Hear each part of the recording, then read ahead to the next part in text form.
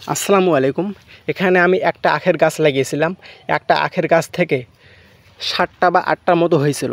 ৭ থেকে ৮টা হওয়ার পর প্রায় সবগুলো আমি কেটে নিয়ে গেছি।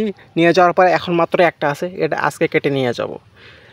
এখানে যতগুলো দেখতেছেন প্রথমে লাগিয়েছিলাম একটা থেকে ৭ থেকে ৮টার মতো হয়েছিল। ওগুলো খাওয়ার পর এখন মাত্র একটা আছে। এগুলো বাদে আবার নতুন করে এখন যেগুলো দেখতেছেন অনেকগুলো এরকম নতুন করে কুশি বের হয়ে এরকম আগ হয়ে গেছে। আপনি যদি একবার আখের গাছ লাগান, আপনি আখ কেটে নিয়ে যাবেন, বড় হবে যখন পরিপক্ক হয়ে যাবে আখ কেটে নিয়ে যাবেন, আবার গোড়ার মধ্যে মাটি দিবেন বা সার দিবেন, দেওয়ার পর দেখবেন যে আবার নতুন করে এরকম আগ হবে।